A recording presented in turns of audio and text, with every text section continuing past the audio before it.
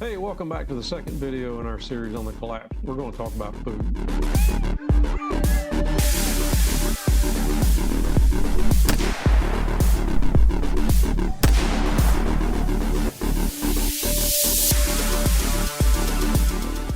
Food's third in the order of survival list after air and water. Now, I don't have to spend any time convincing you how important food is. We all love it. Try not eating for one day and see how grumpy you get. Now imagine a week or two.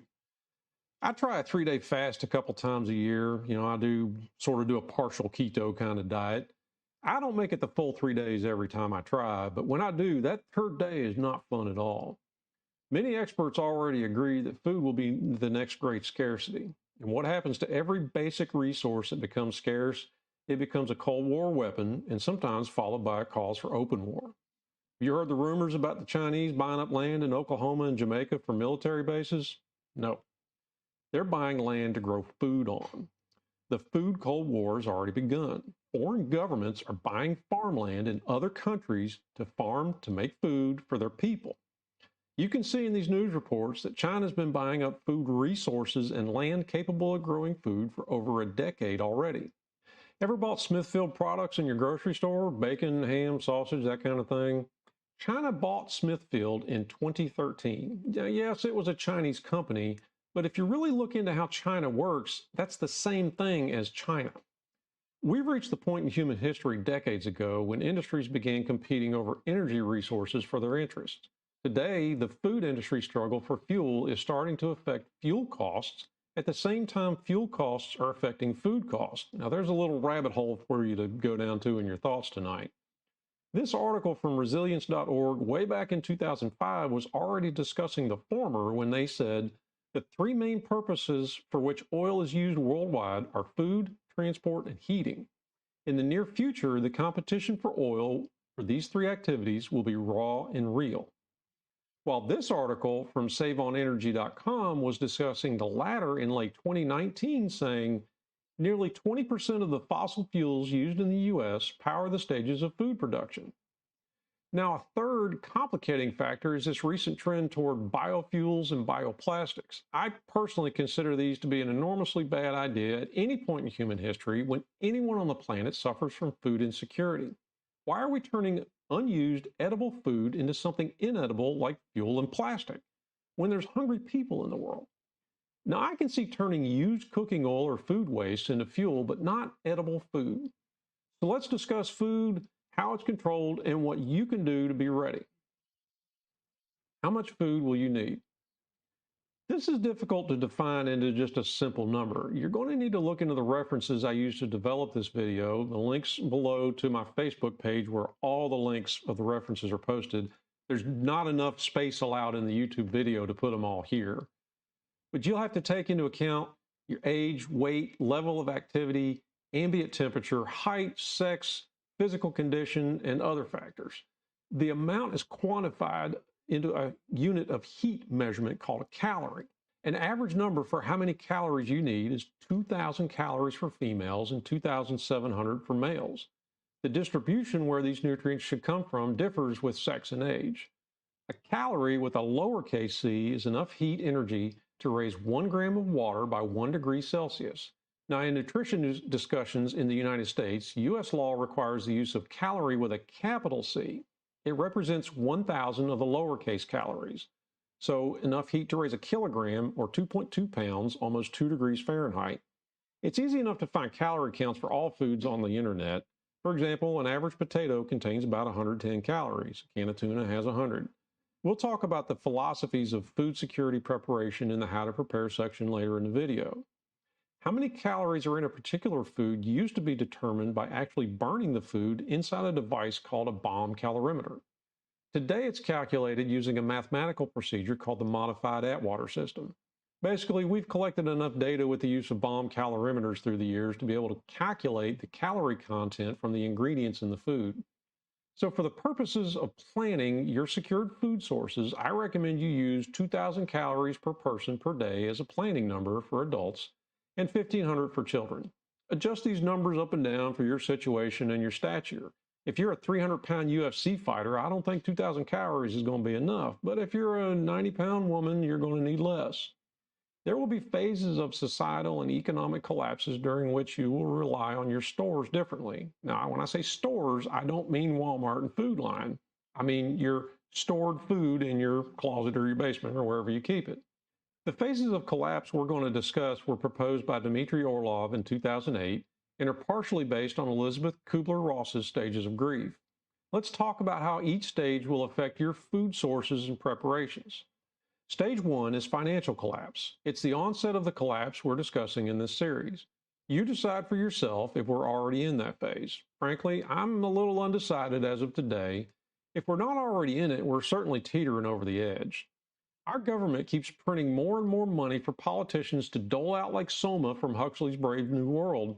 These thought-reducing stimulus checks without an equitable cut in overall government spending do absolutely nothing to improve your overall net worth. Anyone who doesn't understand that will not be mentally prepared to survive the collapse. They're still clinging onto the teat of the nanny state and will never let it go until it just disappears. Now, in this stage, you'll still be able to acquire supplies, but they'll dwindle in a day's time under the weight of competition once the last second runs by the unprepared hit the stores. This already happened back in March and April of 2020. You saw it. Do you have any luck buying toilet paper, soup, or bleach in late March of last year? Now, we've recovered, the supply chain's recovered, but is it a temporary recovery? Look at stage 1 as your last second chance to prepare your food security. Bullets and body armor are already scarce and 300% of their cost last year. This is a foreshadow of what will happen to other markets, and we'll discuss that in our next video on self-defense. What will 2021 do to food availability and prices? Stage 2 of Orlov's collapse stages is commercial collapse. This will be when big business steps in to enforce rationing through purchasing limits. Despite being prepared, get in line and buy your share of the minimums. Remember the fat man in the skinny land we talked about? If you're not in line for bread, you must have food in your house worth taking from you. Your neighborhood Karen will be watching. My experience, well, in the housing bubble crash of 2008, I was divorcing and wound up with 2 houses as real estate values plummeted. I got lucky and I was able to sell one at 0 gain after paying that mortgage for over 10 years. The other, I struggled to keep up with its mortgage as my work was unsteady. I was forced to close my business. I was even out of work for 9 months straight. But I did the right thing. I struggled and I hustled to pay my debt while most of the country lapsed on their mortgage and took bailouts from the government. Read, government paid their housing. Eventually, the only work I could find was 3 hours away and I had to up and move. But still, I couldn't sell that house because I was well upside down by now. After carrying the mortgage for another year and a half, I finally gave in and called my bank about a short sale. But guess what? All those government and bank programs that were set up to help people in my situation expired, gone, over. I was on my own. After another year, I was able to find a seller and completed the short. But what did I learn from that? I should have dumped that house early when everybody else was and when the government was helping out. The only thing on my mind to do was the right thing and to honor my agreement with the bank. When Rome is burning, run. To be a gray man, you have to at least look like you're doing as the masses do sometimes. The gray man principle isn't just about blending into a crowd visually, you have to gray out your behaviors also. We'll talk about the gray man in another video down the road. Now, in a phase I've stuck in here that isn't in Orlov's list, I'm going to call it 2A. This is when the government steps in to provide a legal backing to phase 2 and takes control of purchasing limits to the business-imposed rationing. Come on, man. That's not the capitalist system. This is still a part of commercial collapse, and most people still cling to the belief at this point that the government's going to save them.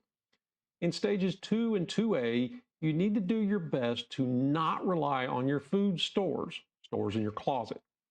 If anything, keep trying to bolster them up a little bit more. Get your purchase limits, use them, rotate your stock. But at this stage, you'll also need to accelerate your gardening, gathering, and alternate protein collection activities. Hunt, fish, trap, breed, plant, forage. Get some chickens if you haven't already. Learn to eat cattail plants. Plant a garden big enough to make your household sustainable. Learn to salt preserve meat, those types of things. Now is when you are ramping up to only survive on your stores and begin to work towards sustainability. Sustainability means self-supporting to a high degree. No plan will be 100% internally sustainable, but you should be growing and collecting food supplies from places other than markets and preserving them for the winter months if you're in a seasonal growing climate. Geography and climate matters to your preparations. It controls when you can grow and collect food. You'll spend every minute of the growing season preparing for the winter. No two plans are going to be alike here. Keep in mind, adjust everything I say to your situation. When that little remaining faith in government to solve the problem is lost, we hit stage 3, political collapse.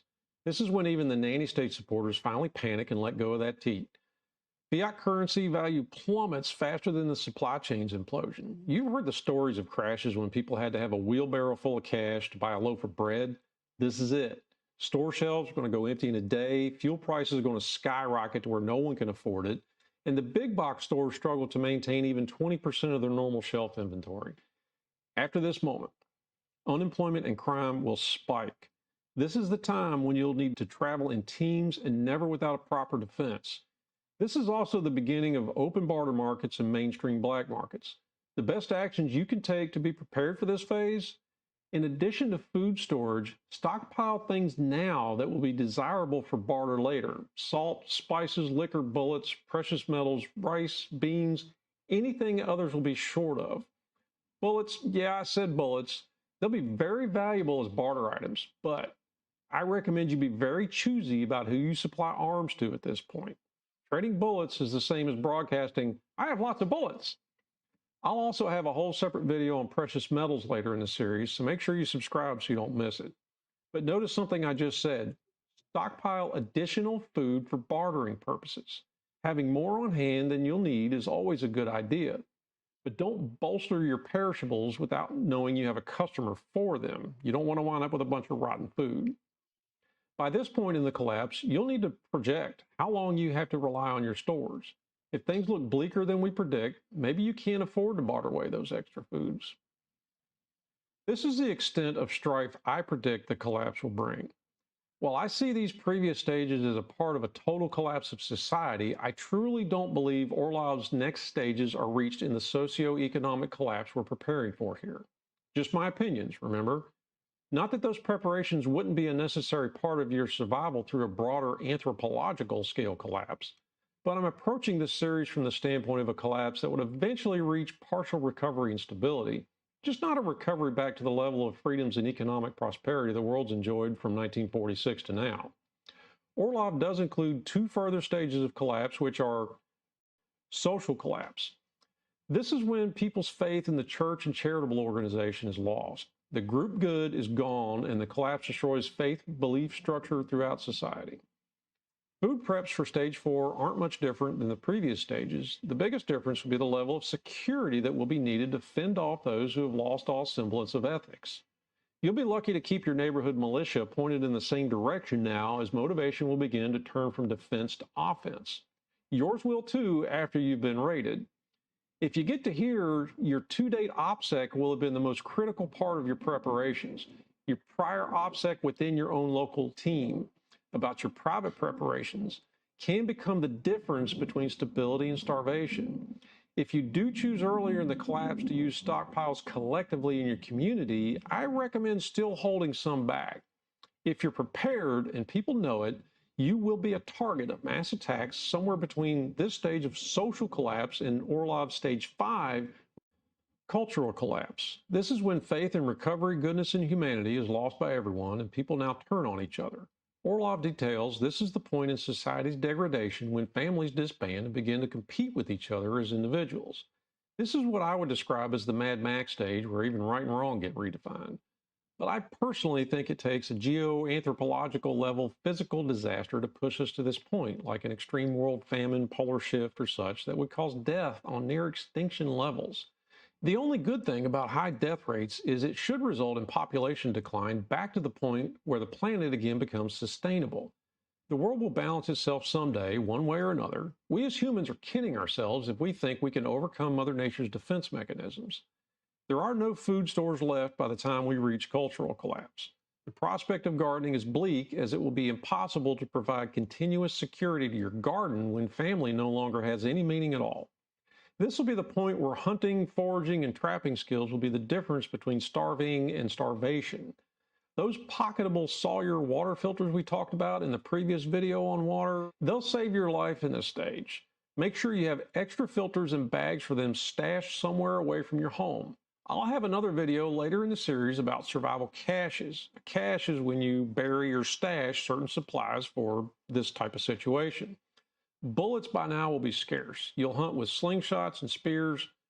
Trapping, fishing, and foraging will be your best means of survival. A gunshot would bring hungry people from miles away anyway just to see what you bagged. Orlov even details this is the stage where cannibalism begins. Again, I don't predict this collapse will bring about stage 4 or stage 5 conditions, so you don't need to stock up on nitrous oxide and leather pants and give yourself a Mad Max name. How food will be affected by a collapse? Well, that question has both simple and complex answers. The simple part, food will be harder to come by, both in the sense of quantity and diversity. The days of 11 choices of ketchup on the Walmart shelf will be no more. It will be a good day to have a choice at all. Organic foods, they're gone. With the economic strife of the collapse, so few will have the means to buy organics, their underlying business structure as a whole will just dissolve. Life will be more about survival and less about choice. Your organic foods will come from your own backyard, gardens, chickens, as it always should have. The struggling food industry's focus will be all about volume and very minimally about quality. Food availability from a quantity standpoint is simple. With interruptions in the economy, society, and the supply chain, there will be less food in the stores. These interruptions will be both consequential and introduced as control mechanisms. You'll have to become cunning and proactive. You won't be able to just pop in the shop when you have a whim and grab a frozen pizza. The government will, at some point, step in and place purchase limits at the same time they institute bread and cheese lines. The government's goal is not to feed you, it wants your dependence. Power maintenance will be a catchphrase thrown around in the closed-door government meetings. The complex issues arrive with the need to find other food sources outside of a retail environment. Learning to provide for yourself won't be a hobby, it will be a necessity. Unemployment will skyrocket. The only things you will buy at the store will be staples and the occasional protein. You'll have a greater need for mason jars and lids than you will for Twinkies and microwave popcorn. Food may become a government-regulated item. Soup lines will pop up. Neighborhood kitchens will be a good idea, if you can trust your neighbors. There are many advantages to cooking for larger groups. Plus, 2 people cooking for 6 families frees up 4 people for security and gardening work. This is another advantage of a neighborhood alliance. Start feeling out your neighbors now, but don't risk getting labeled as a village nut, but you may be able to find a few who are already thinking along the same lines you are. Don't wait until you have to go hunt or barter, leaving your home unguarded to find out who you can't trust. But always remember, you didn't choose your residence based on the political leaning requirements of the neighborhood. Be careful what is seen by those who still think the government should have control over you and what you have. A complicating factor in food resourcing will be the inevitable jump in fuel costs. Food prices are largely controlled by fuel rates. The collapse will increase fuel prices the same way as everything else. I read a book once called $20 per gallon. There's a link down below to it.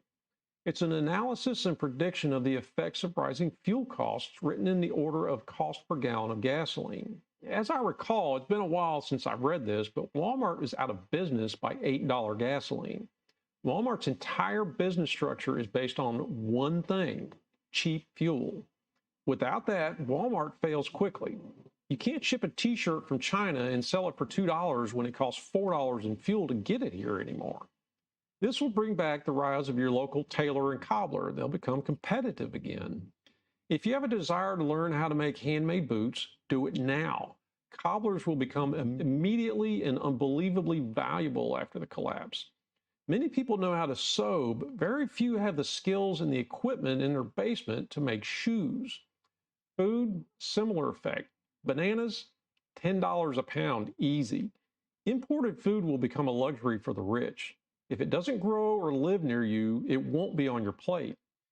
The most exotic fruit people ate in 1880 in the West was canned peaches. That's where the economic crash will leave your food resources, locally sourced domestic food, the way it should be already. You'll be happy as hell to get a dinner of calf's foot jelly, roast skunk, and a half a cup of sweet potato coffee. To put a scale on collapse, let's say that short term is 2 years and long term is 10.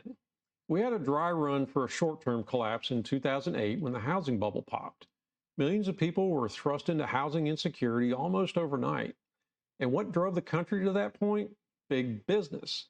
Yes, it was the auto pen loving mortgage industry awarding mortgages to people based on projected income that caused it. People struggled, but we have recovered. It took about 8 years to make up for the losses of 2006 to 2008. A short-term collapse's effect on food sources can be minimal depending on the nature of the crash. Remember that a short-term crash is typically attributable to a singular or at most two causes. If those causes aren't directly food-related, then a short-term collapse can have minimal or even no effect on your food sourcing. In our current state, we have seen a pandemic cause moderate to significant effects on retail food sources as people panic and stockpile. A short-term broad socioeconomic collapse will look similar to 2008 or early 2020, but will hit wider-ranging aspects of life: food, jobs, businesses, crime, healthcare, every aspect of your life. Are we currently living in this stage? You decide for yourself. Foods have been scarce, unemployment's climbing steeply, businesses are closing daily, crime statistics have surged, social unrest still hits the streets even after Biden's inauguration, healthcare is severely impacted. The signs are all here.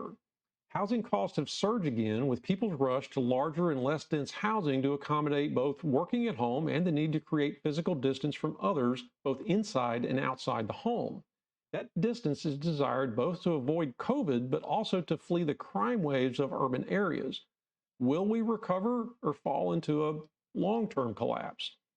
I foresee the transition into long-term collapse is when you realize your local grocer is depleting and not restocking his shelves over 30 or 40% inventory for 6 months straight. Once you see this, I predict the recovery will be unlikely for several years, if not a decade. The effects of this will be wide-ranging. Big box stores will fail. Private sellers will pop up. You'll barter for eggs from your neighbors. Open-air, unregulated markets will become the norm once the government's tax revenues dry up and they can no longer continue their current level of controls, such as zoning and health code inspections. You will begin to rely on your stockpile foods as you ramp up your sustainable practices: gardening, chickens, that kind of thing. You won't have 10 years of food stockpiled unless you have access to a lot of money and a storage facility. At most, I see people have 6 to 12 months of adequate food in storage. That's a lot. Most people have a month or two that do this kind of thing. You must not rely on those and think the government will fix this mess by the fall. I don't care what the talking heads in the government tell you, they're lying. Do you want to come to your senses in late November as you run out of rice at the same time the first snow hits the ground? Or do you want to be the family that planted a garden in spring, canned food through the summer, and then harvested your acorn squash in November? If recovery does show up, that's great. Restock your preps, reflect on what you learned, plan to be more efficient the next time, and be proud of yourself. You were going to make it either way. That's what strength is in this situation: redundant preparations and self-reliance. So when the recovery doesn't show up, people will struggle to afford health care. At the same time, water and foodborne illnesses become commonplace. You'll turn to self-medicating with black market meds. I even see where people are already stocking up on fish tank antibiotics, since you can buy them without a prescription. Amoxicillin is amoxicillin. During Prohibition, the government poisoned legal alcohols with methanol just so people couldn't drink it. I can see the government mandating a similar strategy for fish antibiotics soon. It's not about your fish, it's about controlling you. In the long-term scenario, big data will play a role too. The government won't begin regulating purchase limits or rationing without a way to track it. That's when they'll lean on the surveillance state provided by big data to watch you. Your cell phone, it is tracking you: your location, purchases, browsing habits, the pictures you take, what you say around it when you're asleep. Think about that. You lean on a device that can breach your security and OPSEC in ways we don't even think of, like if you're awake or not. In a society where help could be 50 minutes away, will you want a device in your home connected to the internet that can tell someone else if you're asleep? Your fitness tracker reports your stress level. Leave those things at home when you go to the ration lines. Instead, take your ham radio. But I'll wager the government will have some kind of card or app you'll have to scan for your rations. Maybe your state ID, maybe a common pass. How food is currently controlled. It's not always how the item is controlled. Sometimes it's how the components are. Although not in place yet, I see the comings of a requirement to prove you received a COVID vaccine to be able to shop for food. It's already being implemented to travel, as you can see in this statement from 5 major airlines. They've accepted the Common Pass standard. This will require you to prove you received a COVID vaccine to travel. Ask yourself, where did the Common Pass standard come from? Well, it was dreamed up by the World Economic Forum, as you can see here. Seems innocent enough, right? But what else has the World Economic Forum done for us? Well, this. The Great Reset is a creation of the World Economic Forum. Still think Common Pass is a good idea? Still think it's not about control? Is it an unbiased proposal without subcontextual implications? These are people who believe capitalism does more harm than good. They're out of touch with reality because it's an organization founded by and the voice of the richest people in the world. Their forum in early 2021 was attended by a particular group of 119 people with a combined worth of $500 billion who paid $59,000 each to attend. They signed papers at these things called manifestos. This is not a group of people who have a clue what you and I deal with to get through life. They think they'll be shielded from the effects of the collapse by their wealth. As I've said about other things we're seeing in the shadows, control is being gaslighted in. People don't see it because it's just instituted a tiny increase in control at a time. One after another, they stack up.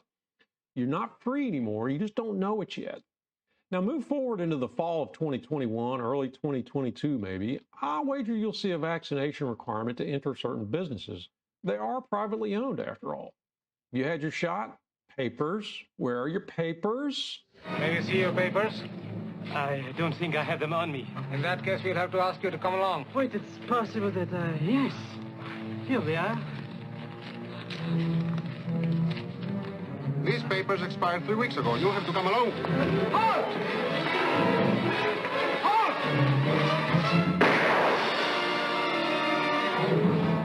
How will big business get in your way?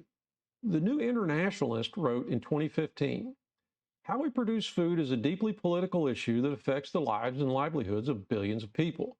For in our global economy, it's not about the amount of food produced which dictates whether people eat or starve. If it was, we would not see the inhumane but common spectacle of people malnourished while surrounded by food. Rather, it is the increasing grip with which big business exerts over our food system, in accordance with a near-religious faith in the power of the market. Now, despite anyone's belief that projections of a collapse are weighted by partisan politics, the New Internationalist is considered extremely left-biased by MediaBiasFactCheck.com. Finally, we've got some common ground between the left and the right here. But this statement is both disturbing and a foreshadow. We aren't the only ones seeing how big business is becoming the controller of food. How your ability to prepare now is controlled. Many local governments already ban gardens in your residential front yard and livestock or chickens completely. Honestly, I don't know how we let our local governments express such controls to begin with. All vegetables have a flowering phase. They're flowers. If someone wants to grow sunflowers in their front yard, how can you say that's inappropriate? It's not the government's purpose. I already hear the response, put a garden in your backyard then. Well, it's not an option for everyone. In my own situation, my front yard is the best growing location as the back is mostly shaded by trees, only one of which is mine. My backyard's also significantly smaller than the front. Yes, my own shortcoming for choosing to live in an urban subdivision, but that doesn't mean I should be restricted from growing whatever I want in my front yard. 29 states have passed preemption controls over local seed laws. While this doesn't yet really affect the backyard gardener, it is evidence that the government is beginning to express control over something as life-founding as seeds. I don't remember the word seed appearing anywhere in the Constitution. This is big government doing the dirty work of big business, such as Monsanto, Bayer, and DuPont. These agricultural giants are monopolies in this business. They spent billions developing GMOs, which are genetically modified organisms. GMO seeds are, in some instances, severely dependent on proprietary pesticides also developed by the same companies. Ever heard of Roundup? It was specifically developed by Monsanto to accompany their GMO plants. They're symbiotic. Their seed contracts can require you to use Roundup. Roundup is also suspected of being a major contributor to the onset of widespread gluten intolerance in humans. Monsanto is actively pursuing legislative criminalization of seed saving. Yes, they don't want anyone to harvest the seed from their own crops and plant them again next year, something humans have been doing for thousands of years to survive. They're toying with human rights here. Europe, on the opposite spectrum, is pursuing government control of seeds. This would ban a backyard gardener from developing their own hybrids. An individual would never be able to afford the registration fees. Now, realistically, we can't control what plant a honeybee moves pollen to, but this is just more evidence of big governments and big businesses' long-game desire to control your means of producing your own food. They want you dependent on them. Also, you can't turn a seed into food without water and fertilizer. We've already covered water in the previous video, but here's another way these subjects are all tied together. And if you'll be relying on more than rain to water your crops after the collapse, you'll need to take this into account early on and have a reservoir or a well to draw from for irrigation.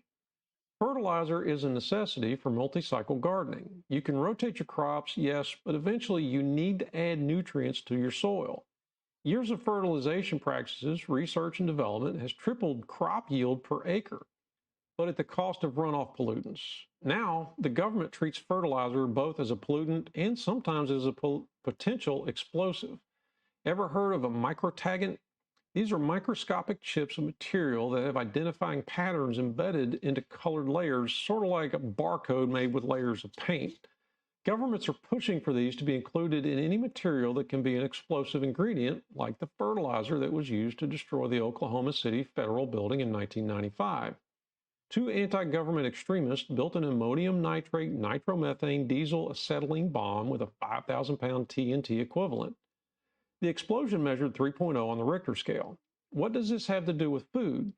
Ammonium nitrate, the key component of that bomb, is a typical fertilizer. They purchased it at a farm co-op. It's actions like this that have given rise to the government's desire to control fertilizer with things like microtagants. Because controlling criminals is just too damned hard. They need to take it out on inanimate objects and law-abiding citizens. Your chickens and goats? While the USDA regulates livestock, the FDA retains control over the feed for that livestock, as if government wasn't confusing enough already. But in whole, I can't find a reason why either of these two agencies or their controls limit your ability to prepare outside of the increased cost of the livestock and the feed to ensure compliance with FDA and USDA regs. But that does result in healthier animals and safe feed for them. But really, why is the government regulating chicken feed, and does it need to be so complicated?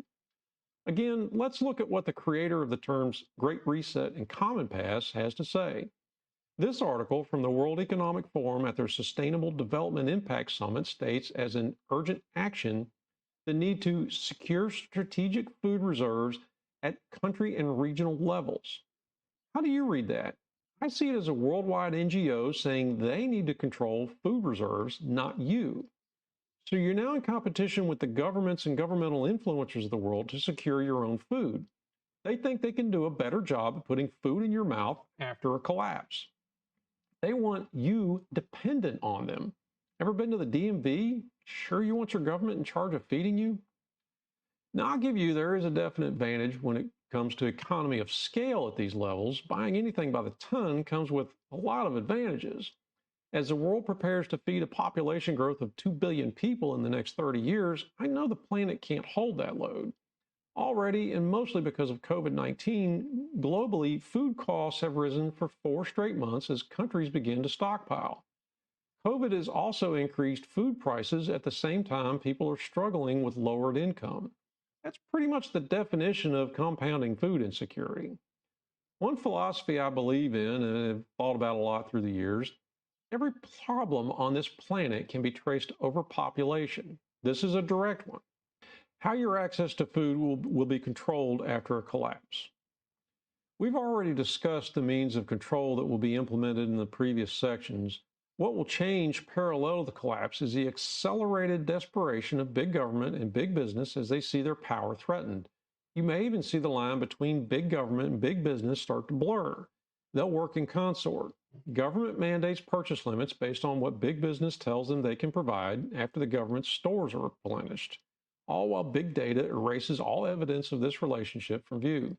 Big data will suffer from the crash as well, but it has the advantage of being able to offload the human element as needed, thus accelerating the unemployment line.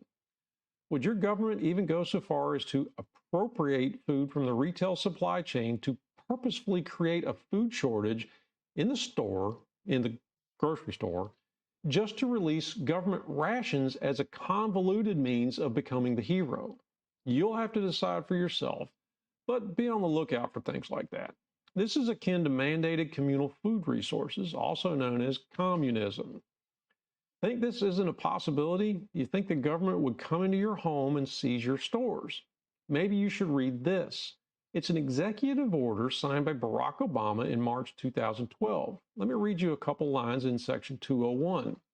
The authority of the president to appropriate to promote the national defense, food resource facilities, livestock resources, veterinary resources, plant health resources, and the domestic distribution of farm equipment and commercial fertilizer.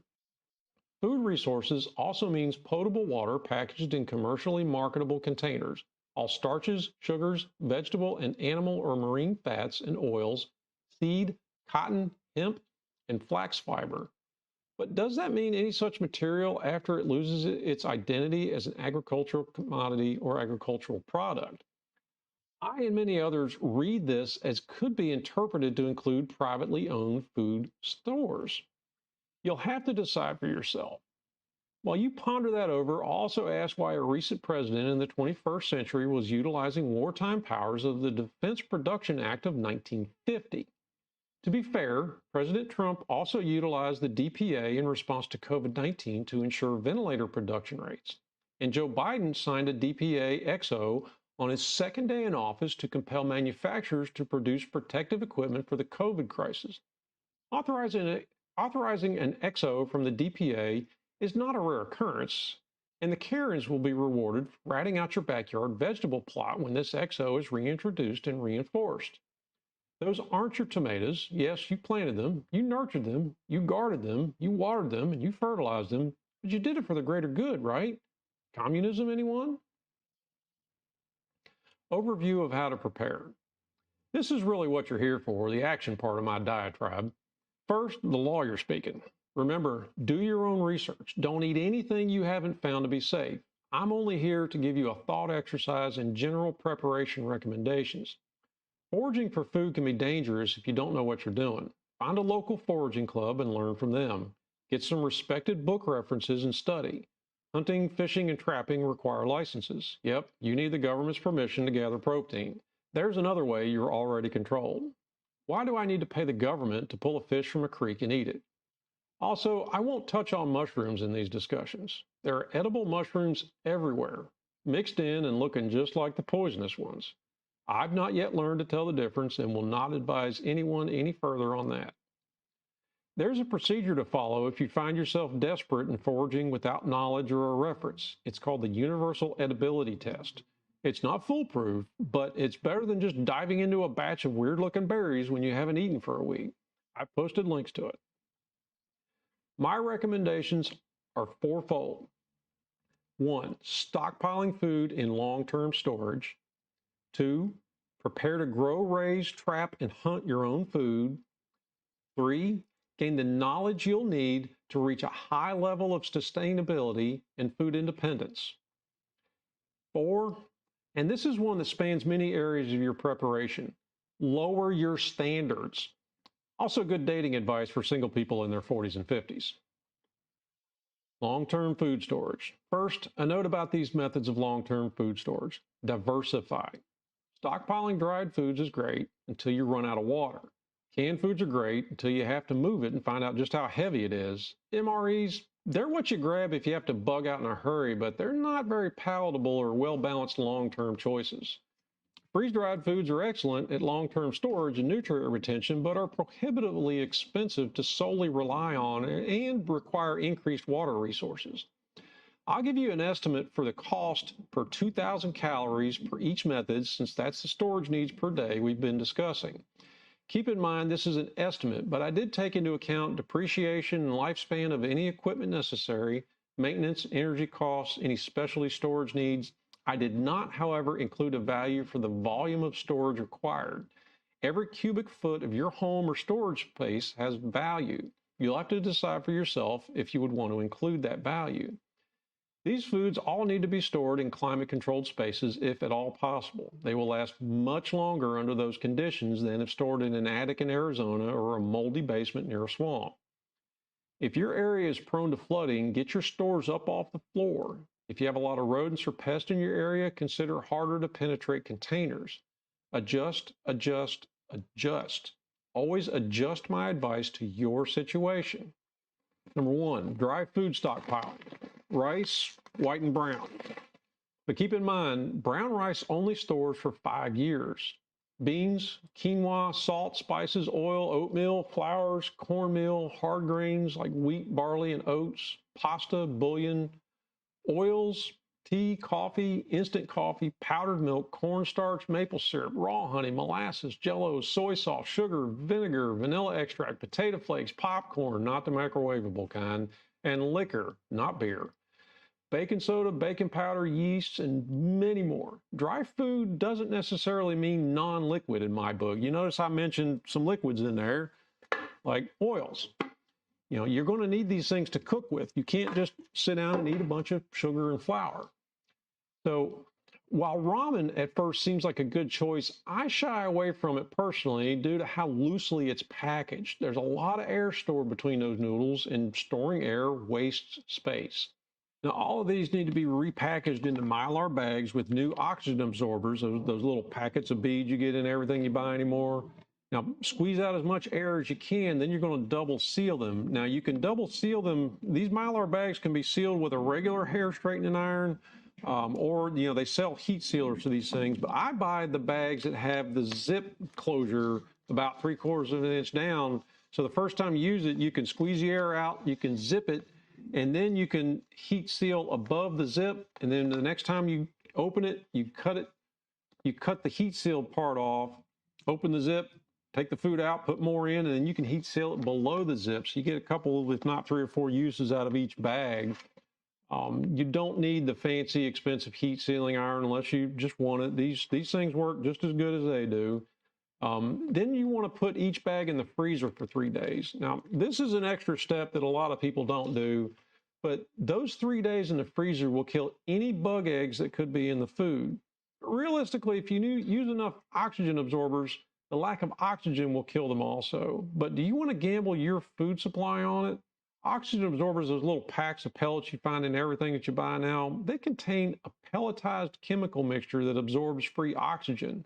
The intent is to extend shelf life by reducing or eliminating oxygenation of the food. A side benefit is the lack of oxygen also kills any pests and many microorganisms that are packaged with the food.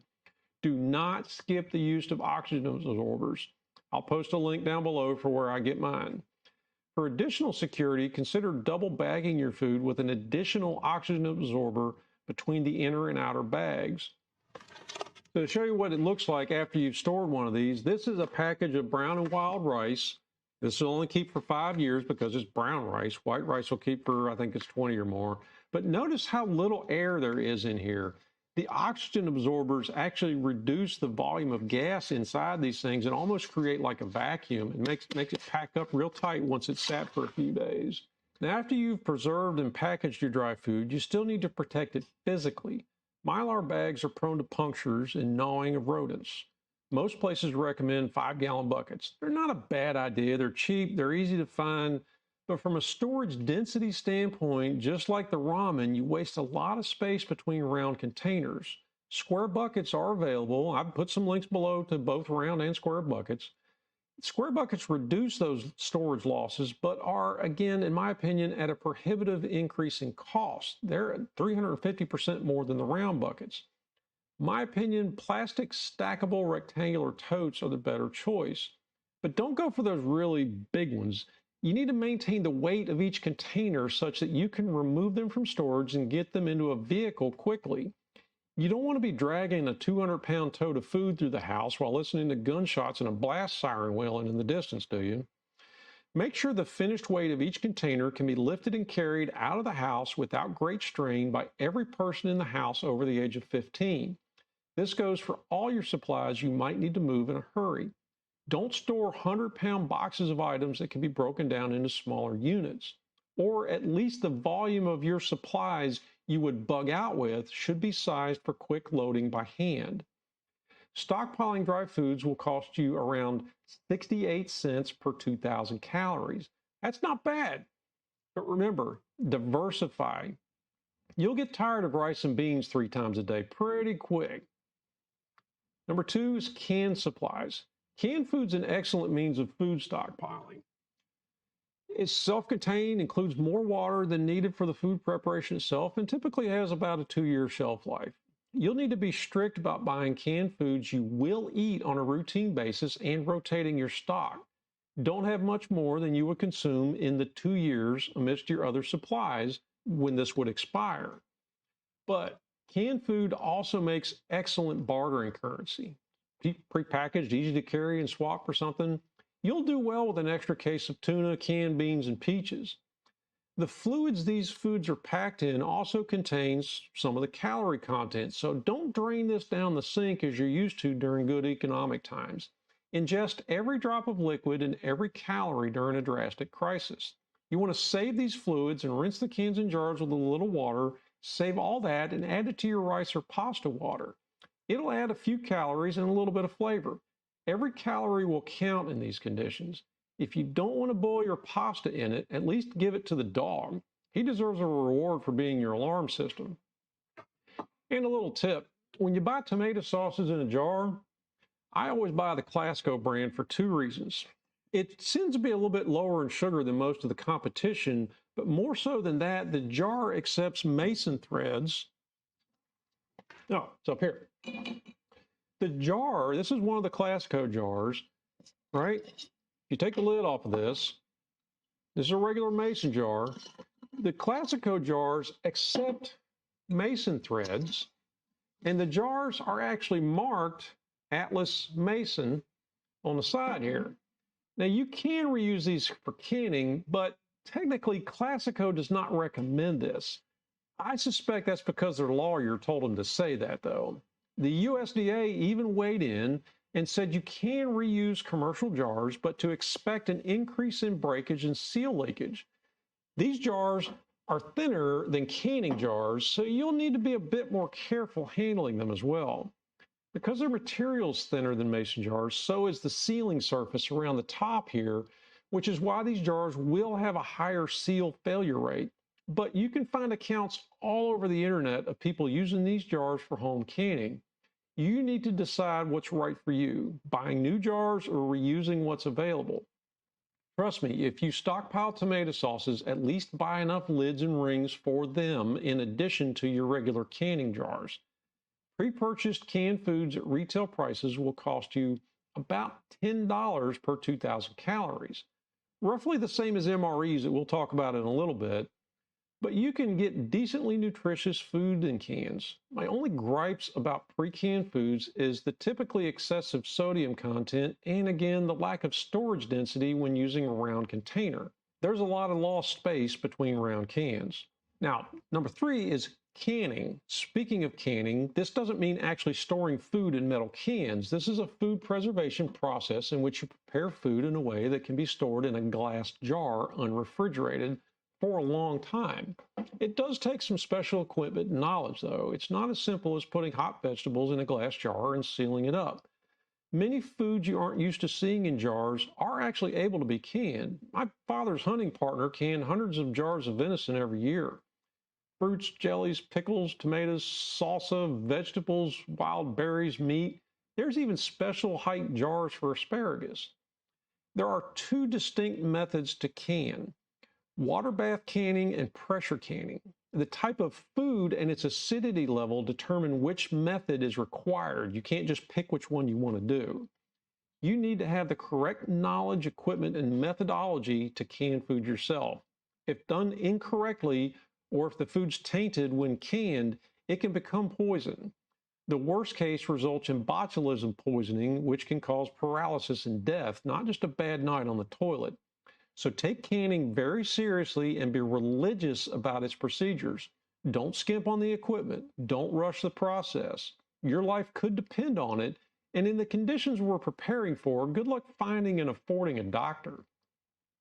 A pressure canner is very similar to, if not the same thing, as a pressure cooker. You put the jars in the container with some water, bring it to specified temperatures for a specified length of time, then you allow it to depressurize and cool at a specified rate. When you're done, these jars of food can sit on your shelf for years and still be safe for consumption, but the nutrients in the food do start to degrade shortly after they're canned. It's generally recommended to only can the amount of food you will eat or barter away in a year's time, which works out pretty good with the annual growing seasons typical of the mid-latitudes. Any additional food you can be used to barter for other things you need. You won't be able to make everything yourself, so you need to be planning to barter for what you don't do yourself. But make sure your barter includes the return of your jars for the next season and that you have stockpiled several years' worth of the lids. Rings can be used repeatedly. The ring is the part that clamps. That's the ring. This is the lid. The lid is what actually seals the jar. Rings can be reused over and over, but the lids are supposed to be used only once. I suspect in dark economic times, one might get more than one use out of it, but again, that practice could be dangerous. The safety of your canned foods is highly dependent on that seal. If you find yourself in bad enough times, they used to be sealed with wax a long time ago, but you need to learn how to do this from someone who knows how. The only pressure canner I recommend is any size of the All-American aluminum pressure canners from the Wisconsin Aluminum Foundry. These have been made in the USA since 1930, over 90 years. Have you ever owned a pressure cooker before?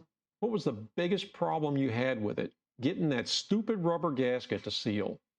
All-American aluminum canners have no rubber gasket seal to go bad. They rely on a precision machined aluminum mating surface to form that seal. So you do need to handle them carefully and not damage those surfaces. But these are widely accepted as the best canners available. When you pick out a size, you also need to be aware of two things you might not have thought of. The liquid volume doesn't really matter that much. You need to buy a canner based on how many jars it will hold. And typically the literature tells you how many of each size jar you can put in there. They're spec'd out based on how many quart or pint-sized jars they will pressurize at one time. The second thing to consider is the canner's height. If your stove has a microwave over it where the vent typically is, then you have less overhead, around 14 inches instead of around 24 inches when you just have a vent over your stove. Your canner will have to fit in this height, so don't buy one 18 inches tall if you have a microwave that only leaves 14 inches of space. You see where I'm going here? The shortest of these canners that will hold 2 layers of quart jars is the Model 930 at 19 inches tall. It'll hold 14 quart jars at once. The Model 915 will only hold 7 quart jars at once, but it's only 12.5 inches tall and will fit under a typical over-the-stove microwave. These are heavy items and are not recommended to be used on glass top stoves at all.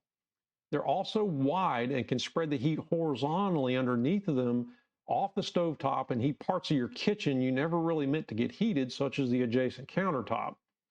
The 921 and the 930 are the most popular sizes. There's links below to all these canners on Amazon. Your volume of canning weighs heavily on your choice here, as each canning cycle can take a couple hours. If you want to use a larger and taller canner than will fit on your stove, you can also use a turkey fryer burner and complete the whole process outdoors. But if you do that, make sure you have somewhere shielded from the wind, as you never want to accelerate the cooling process of the canner. This can lead to spoiled food. Doing your own home canning yields foods that will cost around $8.80 per 2,000 calories.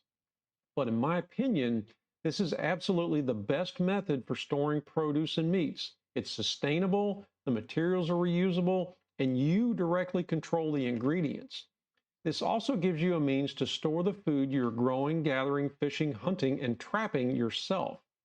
This method is 100% dependent on a heating source also, so I recommend storing away some propane tanks and a turkey fryer burner for those times your other heating sources are unavailable. Meats can also be salted, but it takes a huge amount of salt, something I suspect will be in short supply. Number 4 is freeze-dried food.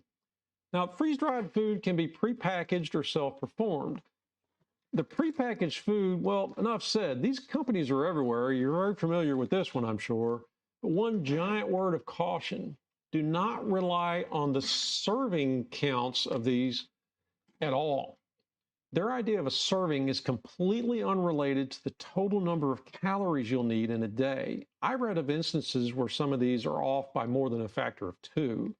So if you bought such a product based on a claim of a month's supply of servings, it doesn't mean there's a month's worth of calories in those buckets you bought. Do not stray away from the math of preparing by calories, diversity of nutrients, and taste. Add rice and occasionally pasta as calorie multipliers. Prepackaged freeze-dried foods run about $30 per 2,000 calories. Yeah, that's almost 4 times canning your own food. Yeah, they're pricey. As a matter of fact, they cost 3 times the next most expensive stored foods, which is MREs. What you get for your money, though, is food that stores for a very long time. It tastes great, and it's easy to prepare. All you need is hot water. You can afford to stockpile this. It's a good means of food security, but you probably can't afford to stockpile only this. So you're going to need to balance all your preparations. The one other advantage to freeze-dried food is it is very light and it's easy to transport. It's hard to damage. Self-performed freeze-drying is a little bit different. This requires serious investments of time and money. The equipment is expensive and your time is valuable and will be missed working on other preparations. It's also 100% dependent on stable electricity. And the food purchase itself is more complicated. Get yourself into a restaurant supply house somehow. If you invest in this method of food stockpiling, you will need to buy in bulk from a wholesaler. Buying at those quantities at retail prices is nowhere near economically competitive with purchasing prepackaged freeze-dried foods. But I can't recommend the self-performed freeze-drying process anyway. Freeze-drying equipment is, in my opinion, prohibitively expensive, heavy, complicated. The process takes a lot of preparation and time. It's loud. It'll take noticeable space in your home. You still have to provide airtight sealed bags to store it in and separately purchase oxygen absorbers to ensure it will remain preserved and isn't attacked by pests. As an example, Harvest Right's medium-sized unit weighs 112 pounds, costs $2,700, and takes up 6 cubic feet of space in your prep area. That's about half the size of a refrigerator. It can process 1,450 pounds of food a year in batches between 7 and 10 pounds. So to process 1,000 pounds of food, you'll have to break it down into about 125 batches. Each batch will take between 20 and 40 hours to complete. That's right, not minutes, hours. 125 batches at 30 hours each is 0.43 years. If you preserve 500 pounds of meat and 500 pounds of vegetables this way, you will, on average, have stored about 600,000 calories. At 2,000 calories per day, a family of 4 will need 1.5 million calories to live on for 6 months. So you'll be a slave to this machine for 6 months to preserve only 1/3 of the calories you eat during those same 6 months. The math just doesn't make sense on this self-performed scale. Freeze-drying only makes sense with industrial level economy of scale. Now, that doesn't mean you don't have a constraint that makes this process more enticing to you. For example, if you were gifted a machine and were allergic to canned food and allergic to, prepackaged freeze-dried food, this may be your viable method. As always, tailor my recommendations based on your constraints, situation, and assets. On the upside, the food freeze-dried by this equipment will store for 25 years, retaining 97% of its nutrition. Harvest Right claims the food cost is one-third the cost of purchased freeze-dried food, but I seriously doubt that includes the cost of packaging, oxygen absorbers, maintenance of the machine, depreciation of the machine, and any value placed on your time. I'm not going to do the math, but trust me on this one, their statements are based on a desire to sell the machine, not on your survival. Freeze-dried foods also place a noticeable increase on your potable water needs. Now, whether that's prepackaged or self-performed, you're going to need more water. So keep that in mind when preparing your bulk water storage, purification methods, equipment, and materials if you do store away any freeze-dried foods. Honestly, some of this stuff, like these Mountain House meals, they just taste great, and they'll be a welcome slice of humanity after a month of rice, beans, and potatoes. I do recommend buying a stockpile of freeze-dried food to spice up your diet every now and then for a treat. Not including the increased costs of additional water, I've estimated the cost of self-freeze-dried food at around $10 per 2,000 calories. Pricey, yes, but also likely excellent tasting food that retains its nutrients without refrigeration.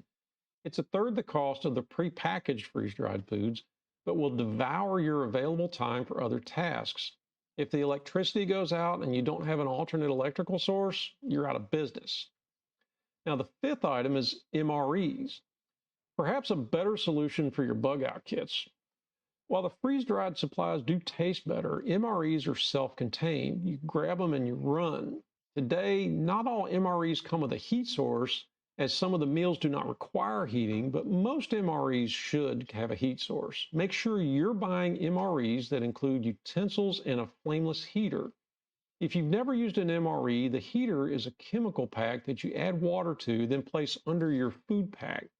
The heat transfers into the food before you ever even open it. This is very handy when you need a hot meal, but you can't risk a flame. The Utensils Pack is not always just a spoon and a fork. It typically includes a napkin, toilet paper, salt, pepper, coffee creamer, and sugar if that MRE has instant coffee in it also. And sometimes there's even a tiny bottle of Tabasco sauce among some other useful items.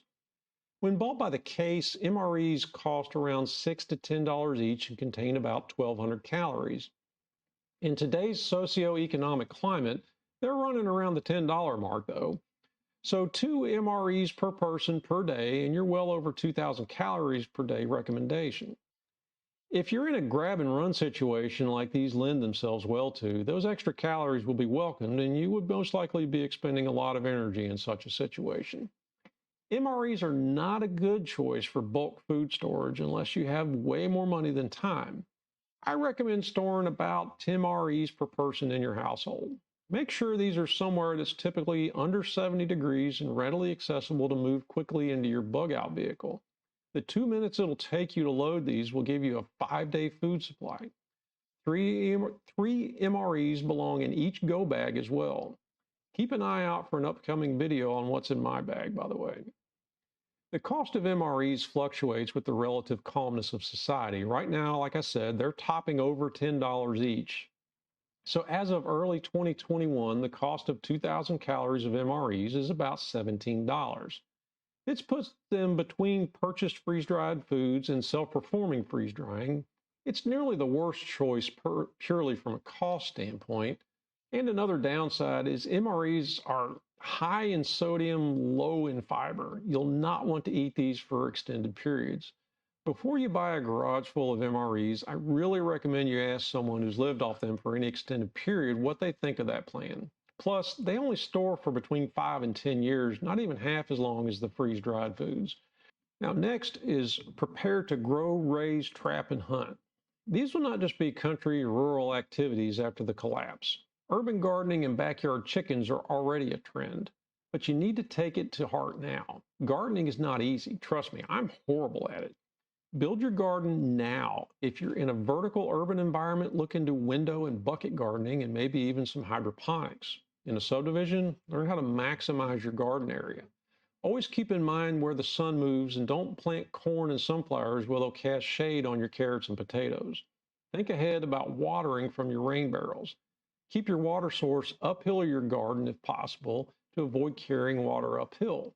Gravity is the great equalizer. Use it to your advantage. Build your garden beds now, bring in some good soils and compost if you have to. Learn composting. You need to make sure you minimize all waste from your home. Anything you can turn into fertilizing compost will eventually turn into calories. Learn how to grow many different foods, but also focus on the ones that'll keep you fed. Potatoes and corn to keep you in calories, but don't forget about preservation. What foods can you grow that will last through the winter? Look into squash. I specifically recommend Acorn Squash. I bought 2 Acorn Squash last year in November as an experiment. They sat on the counter until we ate them in late March. They could have sat there longer. Absolutely no special treatment aside from being indoors in a climate-controlled environment. Absolutely no spoilage. Now imagine how long they would last in a root cellar with cooler, stabilized temperatures. A root cellar uses the ground's natural insulative abilities to stabilize temperatures to minimal daily fluctuations.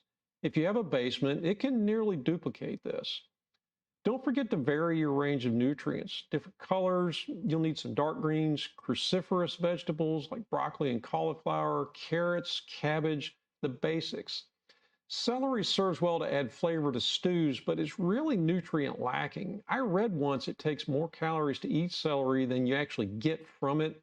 There's no study to back up that claim, but it's an interesting thought exercise. Look into the calorie and nutrient to work ratio for various plants you're considering planting. Potatoes, easy to grow, high in starch, high in calories, definitely. Carrots, very high in nutrients compared to the work involved. Plus, they're rabbit and deer bait. Set traps and hunt around your garden, but make damn sure deer don't have access at night to eat the shoots. 6 deer can wipe out a half-acre garden in one night. Imagine what 1 deer can do to your backyard garden in a couple hours. Learn the intricacies of seed saving. Don't assume the farm store will have seeds next spring. Grow what are called heirloom vegetables. These vegetables generate seeds that are viable for the next year, but you'll need to know how to harvest these seeds and to preserve them until the next growing season. Learn how to raise chickens. They'll give you a steady source of eggs, protein. And when they stop laying, you still have chicken, protein. Get a rooster too, so you'll have fertilized eggs to make more chickens, protein. And don't forget about rabbits. If you can't get a hold of chickens to farm, rabbits are a good alternative. You can trap wild rabbits and breed them, not as easy as domestic rabbits, but you can do it. No wild animal does well in captivity. Realistically, if you want to go this route, get some livestock domesticated rabbits if you can. But remember, chickens won't eat your vegetable garden, rabbits will. Urban trapping will become a viable and partially passive food supply, just like we discussed lowering your standards of where you'll collect water from in our last video. Your standards of protein collection will need to change as well. Your diet will change. Those who can't accept this, both physically and mentally, will not survive. Meat is meat. Get yourself a few squirrels now and make a stew with some minimal ingredients. You'll see it's very good eating. Squirrel tastes like dark meat chicken. That's it. Rabbits are a delicacy. Skunk, raccoon, and possum, edible. Your standards are going to change, remember? Lower your standards early and you'll be ahead of the game, pun intended. Trapping has some very complicated laws and permit requirements. Make sure, for now, you follow all the government's restrictions of your food source. After the collapse, all bets are off then. Plant fruit and nut-bearing trees and bushes on your property right now. You're going to be amazed what you can trade a pint of fresh blueberries for when people are losing weight at 2 pounds a week. Refer to hardiness maps to find out what you can grow in your area that won't die off in the winter. I could go on, but I think you're starting to get the idea here. Gain knowledge. To prepare yourself for this new way of living, learn how to make bread from scratch and start buying whole chickens instead of prepackaged chicken breasts. Now, I don't mean just watch videos on YouTube about how to do these things. Start actually doing them every week. Stop buying bread and start buying flour and yeast. Learn how to use the entire chicken down to the bones. I'll make separate videos about these a little bit later on in the series from start to end. but lower your standards. Earlier, I mentioned calf's foot jelly, roast skunk, and a sweet potato coffee. Did you know that every single part of a cattail plant is edible at various points in its growing cycle? Lowering your standards is part knowledge and part mental preparation, but you need to know what is edible to even be able to lower your standards. So you're going to have to gain some knowledge. You also need to get your head wrapped around the idea of eating sweetbreads. If you haven't before, sweetbreads are still protein. They're just not the kind of protein you're used to eating. Take a vacation to somewhere in Central America and get outside of the cities. Find a little small town and spend a few days. Observe how refrigeration is much less prevalent and really not used much at all. Sometimes they only buy today what they eat in the next few hours because of that.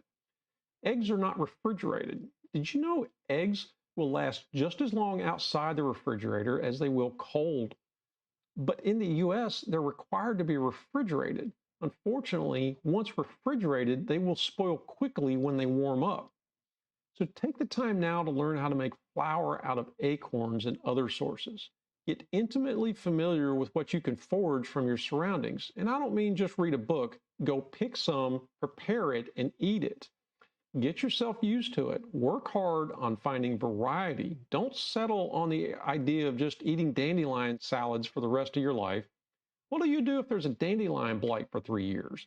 It'll be too late to learn what else is around, and you'll be severely nutrient deficient until you can shift to other sources.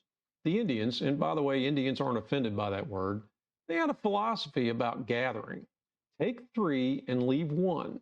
Taking more just ensures you'll have nothing next year. That's a good rule of thumb for all your hunting and foraging. You'll have to think about next year, but never at the cost of starving right now. Again, adjust all this advice to meet your needs, your situation, and your resources. Supplies and equipment. You want to gather your supplies and equipment now. Learn how to use them. Eat the food you plan to stockpile so you know what you're getting into before buying anything in bulk. Go camping on 5 minutes notice for a weekend. Don't eat anything except MREs. Literally, gather the family on Friday afternoon and tell them you're going camping in 5 minutes. They have to bring their go bag and only whatever else they can carry to the truck in one trip. Take a canning class, join a foraging club, learn to hunt and fish, buy extra fishing poles at yard sales, stock up on fishing tackle. Fishing aisles in stores were empty by the April of 2020, by the way. People were worried they might be pulling their food out of a creek by the end of the year. While it's legal to buy traps, you still have to have a license and the landowner's permission. In most places, trapping is a lost art and hard to come by the land and permits, but that doesn't mean you shouldn't store away an assortment of leg and conibear traps in the sizes of the game you would be targeting in your area. Urban trapping will become a thing. Shoot a rabbit in your backyard and you'll draw attention. Attention will get you killed after the collapse. Don't forget to put away a pair of trap setting tongs also. And get a live trap so you can catch some of those live rabbits we talked about to breed for protein. There is no one-size-fits-all shopping list I can just hand to you. Based on your location and constraints, you'll have to develop a food plan to provide the 2,000 calorie requirement. Lay it out, look at aerial maps, where's the closest body of water you can fish, where can you set traps that won't get stolen, how far will you have to walk to hunt, where will be the best foraging grounds. These are the questions you need to find the answers to now. Aim for the best balanced diet you can. Stockpile dry foods, but in a long-term collapse, you'll need some foods you probably won't be growing yourself. Have you ever known anyone who grew their own wheat, oats, barley? Get yourself a hand-cranked grain mill also. Even if you find grains after the collapse, you still need to know how to remove the chaff and turn them into flour. You can make flour out of a lot of plants, even acorns. But acorns have tannins in them that you have to remove first by soaking them in moving water or changing the water over frequently for days. Look into the survival books, paper books that you're gathering for what foraging foods are available in your area. I've linked some of these items and books in the description below. For more information, also make sure you follow the link over to my Facebook page where there's links to all the references I used to prepare this video. I'm not just trying to trap you into going over to my Facebook page. YouTube limits how big we can write a description in the below the video, and I can't fit it all in there. So to wrap up, wars have been fought over food, and they will be again. Will it be in the Middle East where the world is used to seeing it, or will it literally be in your backyard? Only time will tell as we see what a left-leaning trifecta of control in Washington will do with the economy. I really hope they do a good thing with it, but we're just going to have to wait and see. That's the microscopic issue immediately at hand. Philosophically and macroscopically, overpopulation is the real problem. I maintain it's a constant working theory that I can trace all problems on this planet to overpopulation.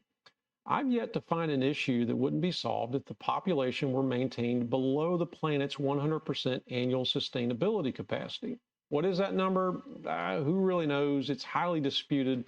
But from my limited readings, I lean towards the numbers presented by Harvard University sociobiologist Edwin Wilson in 2011. That article is linked on the Facebook page. He believes the Earth can support 10 billion vegetarians in a perfect society, but only 2.5 billion omnivores.